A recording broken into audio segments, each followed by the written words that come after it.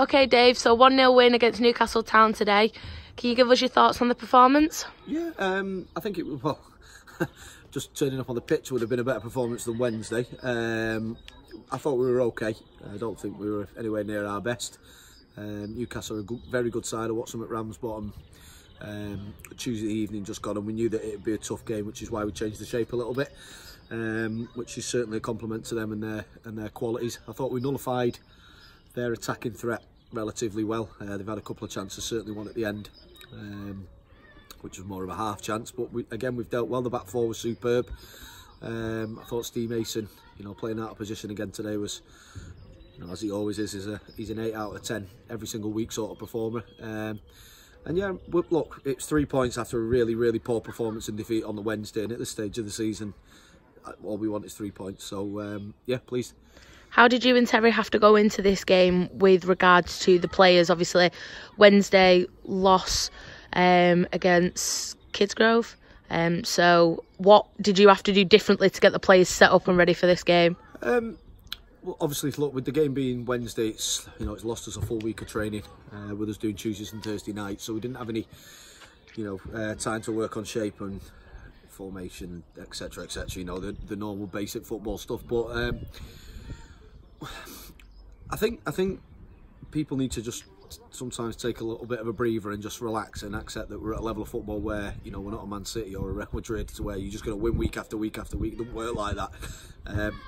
Every team within the top 8 will drop points, whether it's draws or defeats.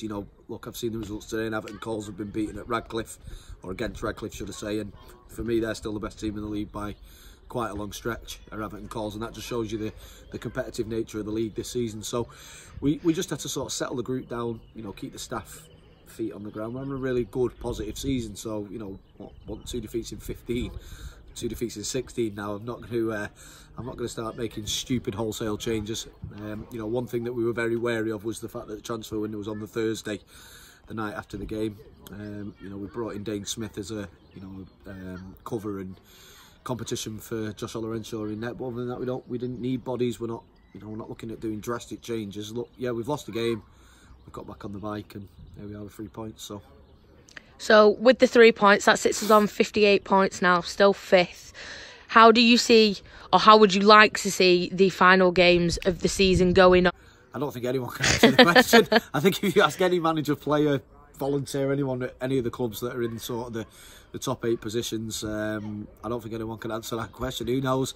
I just think that we've got a really good group of players, quality-wise, experience-wise, and just general know-how of this level of football. We've got a really good, competent staff.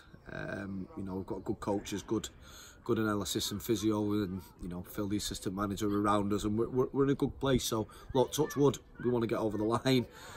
All season we've sort of played it down. We're still doing that now, but with 6 games to go, it's sort of the home straight. So we've just got to take as many points as we can. The old cliche is take 1 game at a time, but it is literally that simple at the minute. Top and bottom is if we win our 6 games, we're in. So let's try and win all 6. How do you factor in the cup final as well? Obviously, that's been confirmed now for the 15th of April. 15th of April. So how do you guys put that into your ways of thinking now, even with 6 games to go? Want to win it. Simple as that. It's a cup final. We've worked hard to get there. All right, yeah, we've been a little bit fortunate in terms of our route there. We had a superb performance against Radcliffe to get there. So, listen, any final's a good final, and many more to come hopefully in the future. So we'll be going at it as strong as we can at the time. Curzon are an outstanding side, 2 levels above us. Got a really good run of form at the moment. I've got a little bit of history with the club on a personal level, so yeah, it'll be a good evening of football. So Leek Town next weekend. Where do you go from now? Obviously, from picking up kind of the lads feeling a bit down after Wednesday, obviously up from winning today. Where do you kind of keep that level and keep them on the way of winning?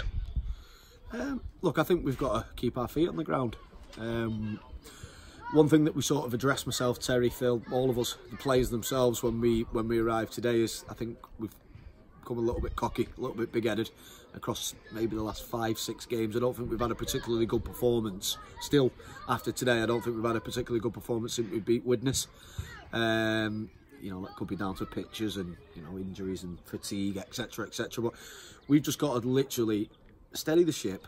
You know, everyone relax, take one game at a time, again, as I say, and we'll continue to say next week and the week after, and let's just hope it leaves us where we want to be left. Look, it's an extremely tough game. You know, the one place below us with a game in hand. Who knows? But that's why we're involved in football, and it's games like that. Generally, we've done okay this season in the tough fixtures, so we've just got to keep moving forward, and you know, with the support behind us that we have, that's certainly what we'll be aiming to do. Brilliant. Thanks, Dave.